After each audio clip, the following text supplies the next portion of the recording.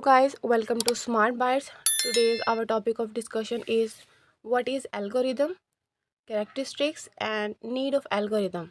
algorithm हमारे पास होता क्या है, उसकी खसूसियात और algorithm की हमें क्यों ज़रूरत होती है, उस चीज़ को हम क्या करेंगे, डिस्कस करेंगे.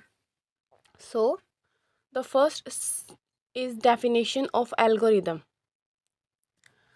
In computer programming terms, an algorithm is a set of well-defined instructions. Well-defined instructions mean ऐसी हिदायत जो कि आपको बहुत अच्छे तरीके से समझ में आ सकें. अगर आपको कहा जाता है नंबर्स को ऐड करें, तो ये हमारे पास इंस्ट्रक्शन जो है ये हमारे पास वेल डिफाइंड नहीं है. वेल डिफाइंड नहीं है क्योंकि आपको नहीं पता इसमें कितने नंबर्स लेने हैं और कौन कौन से नंबर्स लेकर उनको क्या करना है, ऐड करना है. तो सॉल्व अ पार्टिकुलर प्रॉब्लम, किसी भी प्रॉब्लम को हल करने के लिए अब हमारे पास प्रॉब्लम तो है, ठीक है, कि नंबर्स को ऐड करना है, but the main problem about the problem is well defined नहीं है इंस्ट्रक्शन. एडिशन हमें पता है कि हम ऐड करेंगे, बट नंबर्स यहाँ पर जो हमारे पास आ रहे हैं ये हमारे पास वेल डिफाइंड नहीं है. हमें नहीं पता कि कितने नंबर लेने. नंबर में भी 3 हो सकते हैं, 5 हो सकते हैं, एनीथिंग.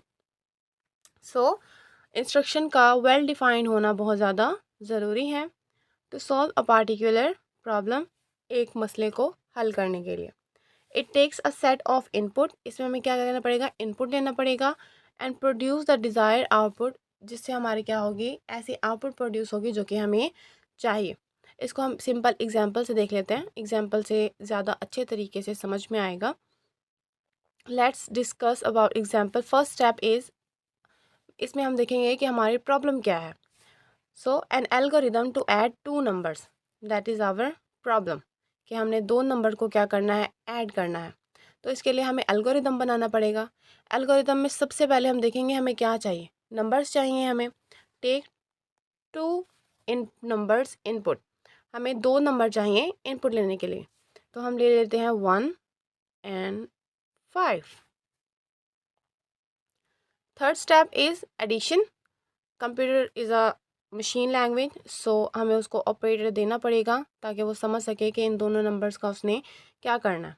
तो जैसे ही हम क्या करेंगे, इसकी जगह पर हम लगाएंगे प्लस का साइन.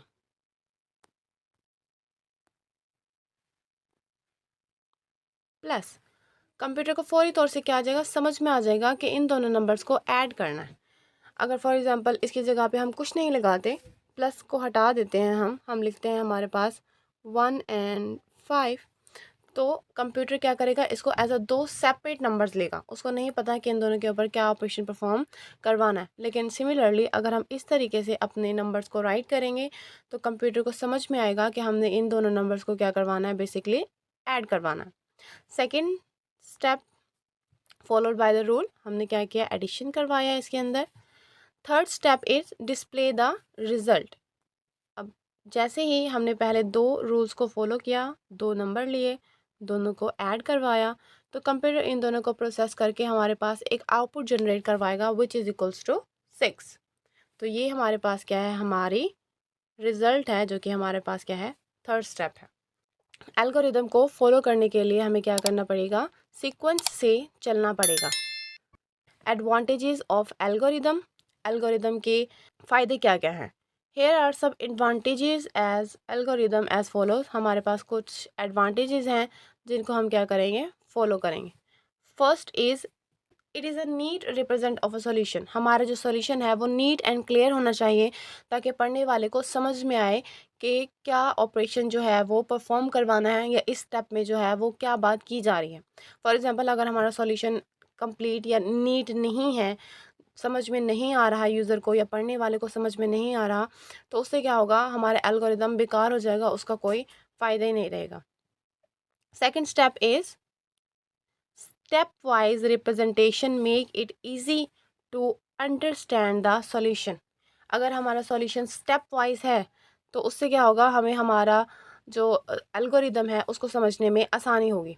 लाइक फॉर एग्जांपल अगर हम सीक्वेंस को फॉलो करते हैं, पहले हम 2 नंबर लेंगे, फिर हम क्या करेंगे, दोनों को ऐड करवाएंगे, फिर उससे क्या होगी, हमारी आउटपुट जनरेट होगी. बट अगर हम क्या करते हैं, सीक्वेंस को फॉलो नहीं करते, हम कर देते हैं लाइक पहले हम प्लस कर देते हैं फिर 5, तो कंप्यूटर क्या करेगा, कंप्यूटर पहले नंबर्स को क्या करेगा, ऐड कर देगा और फिर वो क्या करेगा, डिज़ायर्ड आउटपुट जो है वो जनरेट कर देगा। बट इसमें ये है, कंप्यूटर्स नंबर को कैसे ऐड करेगा जब तक आपने यूज़र से दो नंबर्स एज ए इनपुट ही नहीं लिए। सो यहाँ पर क्या होगा, अगर सीक्वेंस मेंटेन नहीं होगी तो हमारे पास क्या होगा, हमारा आउटपुट नहीं आएगा, या फिर कंप्यूटर क्या करेगा, एरर्स जनरेट कर देगा जो कि हमारे एल्गोरिदम को फेल कर देंगे। This important to estimate performance of the solution. इसमें हम देखेंगे कि हमारा जो सोल्यूशन है उसकी परफॉर्मेंस जो है वो अच्छी है या नहीं है। फॉर एग्जांपल अगर हमने क्या किया है, स्टेप्स को फॉलो किया है तरतीब से, लाइक 1 + 5 and 6, सो इससे हमें अंदाज़ा लगता है अगर हम सीक्वेंशली क्या करेंगे तो सारे स्टेप्स को फॉलो करेंगे और अपनी सॉल्यूशन को नीट एंड क्लीन रखेंगे, तो इससे क्या होगा, हमारा जो सॉल्यूशन आएगा वो करेक्ट आएगा। तो हमारी जो एस्टिमेशन है वो हमें पता होगा कि नहीं जी, हमारा सॉल्यूशन जो है वो बिल्कुल ठीक है अकॉर्डिंग टू द रूल्स जो हमने फॉलो किए हैं एल्गोरिदम को यूज़ करते हुए। लेकिन फॉर एग्जांपल अगर हम एल्गोरिदम को सिर्फ पहले दो स्टेप्स को फॉलो नहीं करते तो उससे क्या होगा, हमारा जो सॉल्यूशन है उसकी परफॉर्मेंस जो होगी वो स्लो डाउन हो जाएगी या ख़राब होगी। क्यों? क्योंकि हमारी जो डिज़ायर्ड आउटपुट आएगी वो क्या आएगी, गलत आएगी। इसमें हम देख लेते हैं, लाइक फॉर एग्जांपल हम उसने कहा है कि आपको ऐड करने हैं दो नंबर्स, ठीक है, लेकिन आप क्या करते हैं, इसकी बजाय आपने पहले दो स्टेप्स को फॉलो नहीं किया, आपने क्या किया है, इसको 1 - 5 कर दिया, which is equals to -4। Computer क्या करेगा, ये आंसर जनरेट करेगा, बट जिससे हमारा सॉल्यूशन क्या हो जाएगा, वो ख़राब हो जाएगा और हमारे एल्गोरिदम की परफॉर्मेंस जो है वो क्या हो जाएगी, स्लो डाउन हो जाएगी। Next step is it makes easy to find errors. इसमें हमें क्या हो जाएगा, एरर्स को फाइंड करना आसान हो जाएगा। फॉर एग्जांपल आपको नंबर्स को ऐड करना था, आपने क्या किया है, नंबर्स को नेगेटिव कर दिया, आपने उसको मल्टीप्लाई कर दिया, आपने उसको डिवाइड कर दिया है, तो आपको पता चलेगा कि नहीं जी, इस स्टेप में मैंने क्या करना था, ऐड करना था, तो मैंने मल्टीप्लाई कर दिया है, तो यहाँ पर क्या आ रहा है, एरर आ रहा है। तो आपको एरर्स फाइंड करने में आसानी होगी, या फिर फॉल्ट्स फॉर ईच प्रोग्राम, किसी भी फॉल्ट्स फाइंड करने में आसानी होगी कि आपने कहाँ पर मिस्टेक्स की हैं प्रोग्राम में, जिसकी वजह से आपकी जो आउटपुट है वो क्या हो रही है, गलत आ रही है। First we define algorithm. सबसे पहले हम क्या बनाएंगे, किसी भी प्रोग्राम को कंप्यूटर में लिखने से पहले हम उसका एल्गोरिदम बनाएंगे। हम ये देखेंगे कि उसको किस तरीके से जो है वो हमने सॉल्व करना है और किस तरीके से आउटपुट जो है वो जनरेट करवाएंगे। एग्जाम्पल देख लेते हैं हम लोग। फर्स्ट स्टेप है हमारे पास इनपुट लेनी है, तो इनपुट में हम दो नंबर्स ले लेते हैं, 1 और 6 ले लेते हैं हम। तो हमारे पास इनपुट आ गया। अब हमने क्या करना है, सेकंड स्टेप में सेट ऑफ रूल्स ऑब्टेन, हमने रूल्स को फॉलो करते हुए क्या करना है, अपनी आउटपुट जो है वो जनरेट करवानी है। फॉर एग्जांपल हमारे पास रूल्स जो है वो ऐड करना है। इस स्टेप में एग्जांपल ले लेते हैं हम, तो हमें इस स्टेप में क्या करना पड़ेगा, 1 + 6 करना पड़ेगा रूल्स के मुताबिक, यानी कि 6 में हमें क्या करना पड़ेगा, एक और जमा करना पड़ेगा। थर्ड स्टेप में जैसे ही हमने इनपुट में दो नंबर्स लिए, हमने उसको क्या करवाया, ऐड करवा दिया अकॉर्डिंग टू रूल, तो उससे क्या मिलेगी, हमें हमारी डिज़ायर्ड आउटपुट जो है वो जनरेट करवाएगी। एल्गोरिदम का सिंपल सा फंडा है, इनपुट लेना है आपने, ठीक है, उससे क्या करना है, रूल्स के मुताबिक प्रोसीड करवाना है उसको। एडिशन है तो एडिशन करवानी है, मल्टीप्लिकेशन है तो मल्टीप्लिकेशन करवानी है, सब्ट्रैक्शन है तो सब्ट्रैक्शन करवानी है, division and so on up to जो भी रिक्वायरमेंट है हमारे प्रॉब्लम की, उसके मुताबिक हमने क्या करना है, कोई भी अरिथमेटिक या लॉजिकल ऑपरेशन जो है वो परफॉर्म करवाना है। तो उस हिसाब से जैसे ही कंप्यूटर इसको प्रोसीड करेगा, उसके बाद वो हमें क्या देगा, हमारी आउटपुट जो है वो जनरेट करवाएगा। वाई वी नीड एल्गोरिदम, हमें एल्गोरिदम की ज़रूरत क्यों है। बेसिकली काफ़ी सारे रीज़न होते हैं हमारे पास एल्गोरिदम को सॉल्व करने के या एल्गोरिदम को यूज़ करने के, कि हम कंप्यूटर प्रोग्रामिंग में क्यों करते हैं। बट दो मेन जो हमारे पास बातें आती हैं वो है, पहले है हमारे पास स्केलेबिलिटी और सेकंड है हमारे पास परफॉर्मेंस। तो पहले हम स्केलेबिलिटी को जो है वो देख लेते हैं कि स्केलेबिलिटी क्या होती है हमारे पास। ये हमारे पास हेल्पफुल होती है एल्गोरिदम में। कैसे हेल्पफुल होती है हमारे पास, ये क्या कर देती है, अगर हमारे पास बड़ी प्रॉब्लम होती है, बिग रियल वर्ल्ड प्रॉब्लम, कोई भी प्रॉब्लम हो जाती है, लाइक फॉर एग्जांपल 5 नंबर्स को ऐड करवाना है, ये हमारी सबसे बड़ी प्रॉब्लम है। तो हम इसको क्या करेंगे, इसको स्मॉल स्टेप्स में क्या करेंगे, हम डिवाइड कर लेंगे ताकि हम क्या कर सकें, एनालाइज कर सकें प्रॉब्लम को कि प्रॉब्लम किस तरीके की हमारे पास है। परफॉर्मेंस जो प्रॉब्लम थी उसको broken down into smaller steps, हमने उनको क्या किया, छोटे छोटे हिस्सों में डिवाइड कर लिया। इससे क्या होगा, हमारा जो परफॉर्मेंस होगी या हमारी जो आउटपुट होगी वो क्या होगी, बिल्कुल करेक्ट आएगी, जिससे हमारी क्या होगी, एल्गोरिदम की परफॉर्मेंस सही होगी। फॉर एग्जांपल अगर हम स्टेप्स को फॉलो नहीं करते या हम अपने जो सॉल्यूशन है या हमारी जो प्रॉब्लम है उसको हम क्या करते हैं, छोटे छोटे स्टेप्स में डिवाइड नहीं करते और इकट्ठे सॉल्यूशन निकालने लग जाते हैं, तो ह्यूमन एरर या हम कह सकते हैं उसमें सिंटैक्स या लॉजिकल एरर जो है वो उसमें आ सकता है। आप कहीं कैलकुलेशन की मिस्टेक कर सकते हैं या कहीं आप ऑपरेटर जो है वो गलत लगा सकते हैं, जिसकी वजह से हमारी जो डिज़ायर्ड आउटपुट है वो क्या हो जाएगी, गलत आएगी।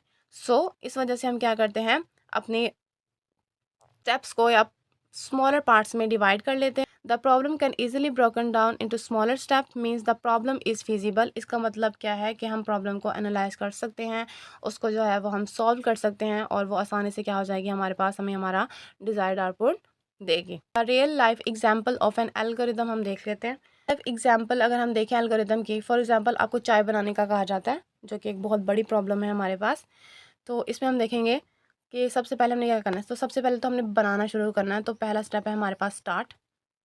उसके बाद हमें क्या चाहिए, चाय बनाने के लिए बर्तन चाहिए, ठीक है। तो हमने एक केटली ले ली, टेक अ केटल। हमारे पास क्या ज़रूरी है, पानी, तो पोर वाटर इन इट। फिर हम क्या करेंगे, उसमें पानी डाल देंगे। फिर हम क्या करेंगे, अब हमने चाय बनाने के लिए हमने बर्तन ले लिया, उसके अंदर पानी डाल दिया। अब ज़ाहिर है हम उसको आग पे चढ़ाएंगे तो हमारी चाय जो है वो बनेगी। तो put the kettle on fire, हम केटली को क्या करेंगे, चूल्हे पे चढ़ा देंगे। उसके बाद हम क्या करेंगे, अपनी मर्ज़ी के हिसाब से उसमें के हिसाब से चीनी, पत्ती, दूध डालेंगे। फिर उसके बाद हमारे पास क्या बॉयल होगा। उसके कुछ देर बाद हम क्या करेंगे, केटली को आग से उतार लेंगे और उसके बाद आपकी चाय जो है वो गर्मा गर्म चाय जो है वो आपकी रेडी है और आप मेहमानों को क्या कर सकते हैं, सर्व कर सकते हैं। बट अगर हम क्या करें इसमें, अगर हम सीक्वेंस को, एल्गोरिदम में जो मेन बात होती है वो सीक्वेंस है। Let me right here sequence.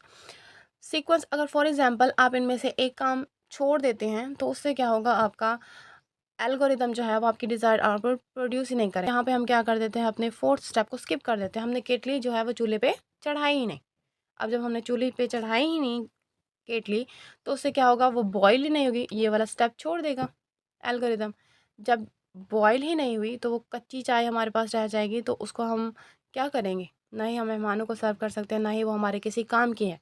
ये हमारे पास एक एडवांटेजेस है एल्गोरिदम का कि हम क्या करें, अपने स्टेप्स को फॉलो करें तो हमारे पास डिज़ायर्ड आउटपुट मिलती है। आप इसको सीक्वेंस से एल्गोरिदम को सीक्वेंस से फॉलो नहीं करते तो एल्गोरिदम क्या हो जाएगा, आपका फेल हो जाएगा। आपका जो आपकी आउटपुट है, जहाँ पर जो कि हमारे पास टी है, वो आपको जो है वो नहीं मिलेगी। अब हम एग्जाम्पल नंबर 2 को देख लेते हैं, जो कि हमारे पास क्या है, कंप्यूटर का प्रोग्राम है।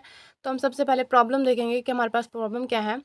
हमने ऐड 2 नंबर्स करने हैं, वही बात होगी जो हमने पीछे एग्जाम्पल में पढ़ी थी स्टार्टिंग में एल्गोरिदम में, लेकिन अब हम इसको क्या करेंगे, एक प्रोग्राम के हिसाब से करेंगे। तो वो हमारे पास पहला स्टेप है, वो कहते हैं स्टार्ट करेंगे ऑफ कोर्स। सेकंड स्टेप में उसने कहा है अब हमने 2 नंबर्स को ऐड करना है, तो ज़ाहिर है 2 नंबर्स को ऐड करने के लिए हमारे पास 2 वेरिएबल्स भी होने चाहिए जिसमें हम अपने क्या करें, अपने नंबर को स्टोर करवा दें। क्योंकि कंप्यूटर में हम डायरेक्टली कांस्टेंट जो है वो पुट नहीं कर सकते, हमें वेरिएबल्स में क्या करना पड़ता है, अपने नंबर को ऐड करवाना पड़ता है। तो स्टेप 2 में हम क्या करेंगे, 2 नंबर्स लेंगे। थर्ड नंबर सम हमने इसलिए लिया है कि हम अब नंबर्स को ऐड तो कर लिया, अब हम उस कांस्टेंट को कहाँ रखेंगे, क्योंकि हमें वेरिएबल की ज़रूरत है। तो third variable as a result हमारे पास होता है। आप सम लें, सी लें, इसके लिए कोई भी वेरिएबल ले सकते हैं एक्सेप्ट ए एंड बी, ठीक है। ए और बी को छोड़कर आप क्या करेंगे, सारे जो है वो वेरिएबल कोई भी जो है वो ले सकते हैं, क्योंकि ए और बी जो हैं वो हमारे पास क्या है, हमारे इनपुट हैं, इनपुट नंबर्स। थर्ड स्टेप अगर हम देखें तो उसमें हमारे पास आ जाएगा enter the value A B. ज़ाहिर है यूज़र से हम क्या करेंगे, हम कहेंगे उसको कि हमारे पास इन 2 नंबर्स एंटर करो। लाइक वो हमारे पास ए में एंटर कर देता है 3 और बी में एंटर कर देता है 4। 2 नंबर हमारे पास आ गए यूज़र से। स्टेप 4 में हम देखेंगे add the value of A and B. A और बी को ऐड करेंगे, value of A B, and store the result in the sum variable. और हम क्या करेंगे, अपना रिज़ल्ट जो है वो सम वेरिएबल में स्टोर करवाएंगे। अगर आपने सम लिया है तो सम ले लें, अगर आपने सी लिया है तो आप क्या कर सकते हैं, सी ले सकते हैं, या जो भी वेरिएबल आप रखना चाहें वो। यहाँ पर sum is equals to A plus B. Fourth step अगर हम देखें तो हमें इसमें क्या करना पड़ेगा, sum is equals to A plus B. Like A में उसने रखा है 3 प्लस बी में उसने रखा है 4। तो हमारे पास जो इक्वालिटी आएगी या हम इसको ऐड करेंगे तो हमारे पास जो नंबर आएगा विच इज़ इक्वल्स टू 7। तो 7 को वो क्या करेगा, वो वेरिएबल सम में क्या करेगा, स्टोर करवा देगा। फिफ्थ स्टेप में हमने क्या करना है, सम को प्रिंट करवाना है। सम को प्रिंट करवाने से हमारे पास क्या होगा, 7 प्रिंट हो जाएगा जो कि हमारी डिज़ायर्ड आउटपुट है। उसके बाद हमने क्या करना है, इसको स्टोर करवा देना।